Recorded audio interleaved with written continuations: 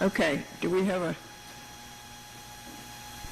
After reviewing the ordinance, I think that that ordinance does apply with the buffer zone, 50 feet. I'm not sure why we missed it, but upon further inspection, it does look like it applies. The board has the ability to reduce that with screening or fences, or if they're present. okay, the board has the ability to reduce it from 50 feet with Where a lights. natural buffer strip is deemed impractical or inappropriate by the planning board, a suitable screening wall or fence may be substituted as approved by the planning board. I know he does have a fence, but I mean, the buffer, the 50-foot buffer is the issue. Okay, and what is it now? It's approximately 20 to the parking space. Wait, do you mean it's 20 feet of buffer right now that's planned? Yes. Yes. Well, it sounds like we should ask for a wider buffer, right?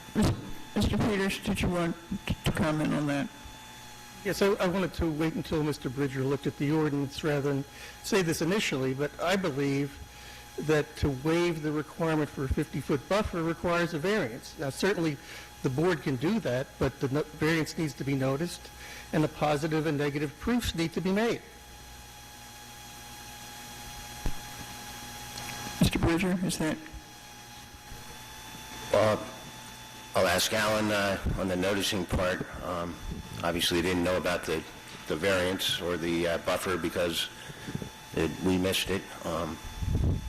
Is this a bulk standard or a design standard? And does it allow... It's in the parking, it's in the screening of uses in the zoning section. But it doesn't... 300 section. Zoning runs 200, can be whatever. This is 300 section. So you're saying it's a design standard? Not certain. Come up often. We not can't hear without the mic. You're speaking to one another rather than... Yeah, it doesn't come up that often. I don't know in the past whether we've called it a variance or a design waiver. It's clearly not in the zoning table, which is 246, which says that the building has to be set back X feet and the side yard is Y and the like. This is in the 300 section, more in light of a design standard, but I don't know what we've done in the past because it doesn't come up often. Mr. Letizia, do you want to weigh in on this? Well, I agree it's not very clear. It does appear to be sort of in the miscellaneous section of the zoning code. Do you have it in front of you? Could you read that into the record? I'm not sure we have.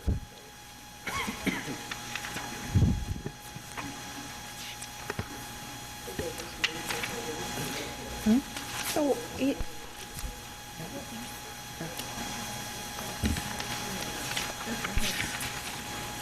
Yeah, Ms. Troutman? While you're looking for that, let me ask a question. And maybe you answered it in your presentation and I just missed it, but why is it less than 50 feet anyway?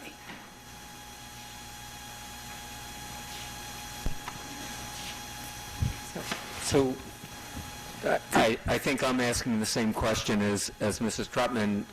Why is there a disparity between the front setback of this building as opposed to the neighboring buildings, which I think was a question that we heard from the neighbors. I think we're asking the same question, Mildred.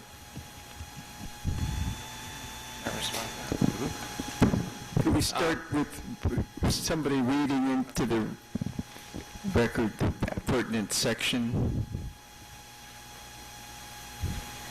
Derek, would you do that? And what section is it? Referenced in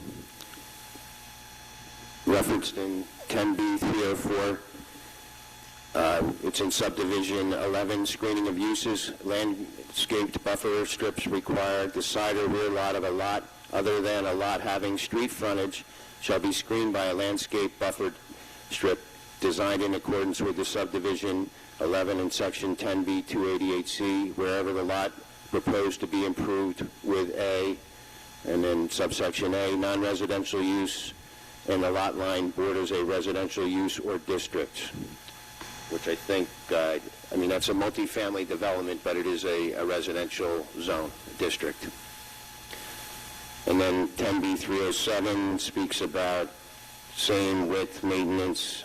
Any required buffer strip shall be at least 50 feet in width at all points, except that if a service use abuts another non-residential use or non-residentially used zone lot, the buffer strip shall be 5 feet in width at all points if there is a buffer along the lot line, adjacent lot line, and 10 feet if there is no such buffer strip. The Board of Jurisdiction may increase the buffer strip width up to, but not more than 75 feet if the nature of the uses is to be buffered and the existing or proposed site layout requires the installation of a wider buffer strip in order to mitigate the visual noise and light impacts, and there is sufficient room for a wider buffer strip.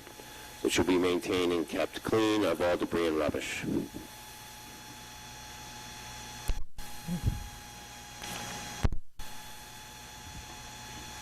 We did mention in our memo, under the landscape section, item 4, landscape plans do not address the requirements for the screening of the parking area, section 10B 288, or the screening between the commercial and residential uses as required by 10B 304. The applicant should provide additional details of the proposed fence and evergreen plantings. However, I didn't specifically mention the 50-foot buffer width. Okay. Mr. Porter, where do you think we are? Well, I want to hear from Mr. Letizia.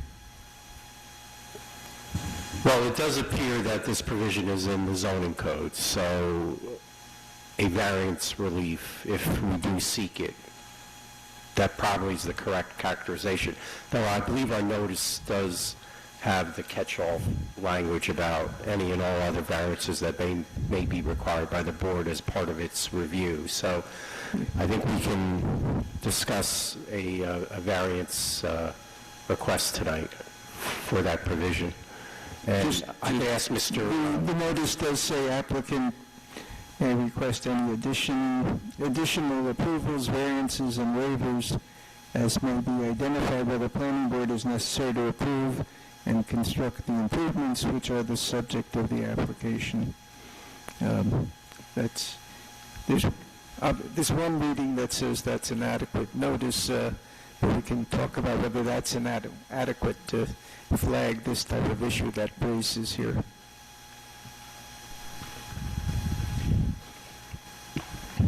Well, we can put on testimony in support of the buffer that we're proposing, because there are some hardships in order for us to comply with that requirement. Can I ask a question? Question? Right, how hard would it be to shift the whole building? That's what we're going to talk about. Okay. Okay.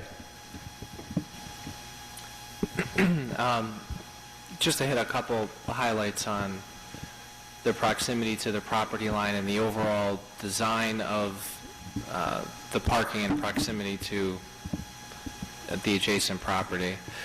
The overall intent was to limit the activity on the rear of the building in terms of the amount of parking, vehicle movement, vehicle traffic, because there overall was a sensitivity to the neighboring residences. Therefore, the majority of the parking is located in the front, at the front entrance, and on the two sides. There's a small amount of parking in the back in order to reach the 125 requirement. But again, and the loading is there, but it's rather a passive type element since due to the low frequency of use. So that was one of the overall intents in terms of the location, to focus the more intensity of the use at the front and at the sides of the property, which is the way that this site would function. Additionally, we had site constraints relative to the stormwater management basin and soil conditions on the property, and that being the permeability of the soils and the soil conditions where the proposed stormwater detention basin is. As you can see with the berming of the basin as well as the retaining wall, which is inside the basin, there are volumetric requirements in order for us to achieve and comply with the stormwater ordinance. So everything is very tightly designed in that front corner. There would be some significant impacts to the drainage and the stormwater management if the parking was shifted further to the north, because you would impact that stormwater basin, and there is limited flexibility on where that can go on the site. So that is a site constraint that we're dealing with. In terms of shifting the building another 20 or 25 feet, which is really the length of a parking stall, or a little bit more at 25 feet,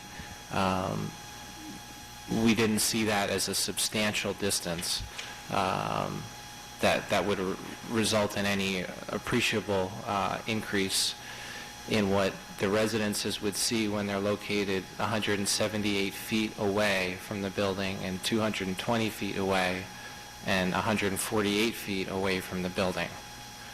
That also being said, relative to the scope, extent, and building mass, with the height of the building, as Mr. Peters testified to, that the building height at 28 feet basically corresponds to a building setback to height ratio of 2.6, which compared to your ordinance and other requirements is well over what a lot of building to setback ratios are required in the zone. So yes, it is 73 feet, but from an impact standpoint relative to where the residences are located, we offer that impact is not substantial. Additionally, with the 20-foot landscape buffer setback that we're showing on the plan, we're also indicating that the enhanced landscape buffer would both span this particular property and the Old Orchard property, because we are proposing to utilize and actually enhance and plant the Old Orchard property along that property line and below it with the mitigation plantings as part of the enhanced buffer, where there are no residences located. So, the net effect would be in excess of a 50-foot buffer from the non-residential units, or in excess of that, and that would still exist, noting that with the layout as you see here, 20 feet is located on the subject property, and then the remaining width would be on the adjacent property, which would be planted as part of the enhanced landscaping plan.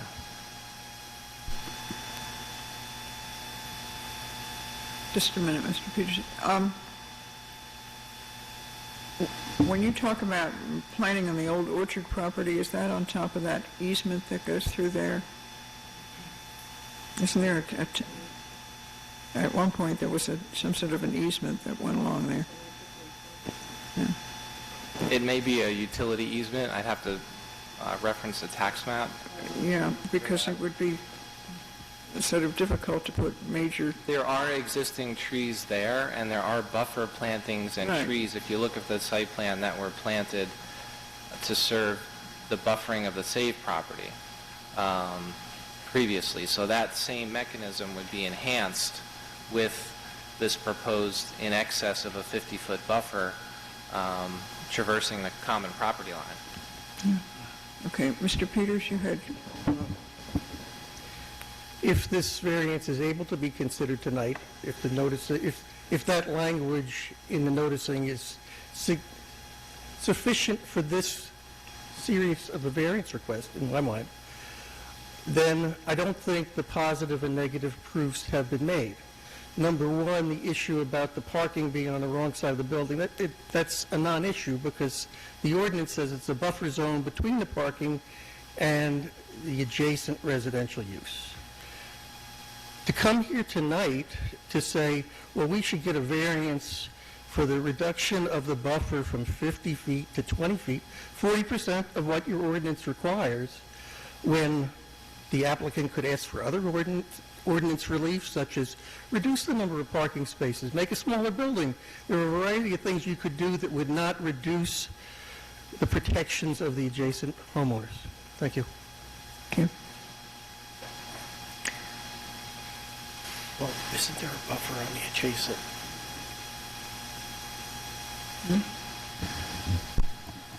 Mr. Porter, perhaps we should read this provision together because it allows for a reduction if there's a buffer on the adjacent property. So I think there's been testimony that there is a buffer on the adjacent property, so that together it meets the requirements. Well, I believe that was when the adjacent property was commercial, though. That specific provision, if I'm remembering correctly from what Derek read. But, may I? Yes. I might be confused, but I thought we were trying to determine whether or not it was hardship that you were asking for the variance, and not just the other thing, But we have to determine now whether or not it is a hardship in order to approve the variance. I'm not sure about the stormwater as was just explained to us by the engineer, but parking, the fact that more parking is in front of the building as opposed to the back of the building, to me does not constitute hardship. So if hardship is what we are trying to determine in order to approve or not approve the variance, could I hear it, please?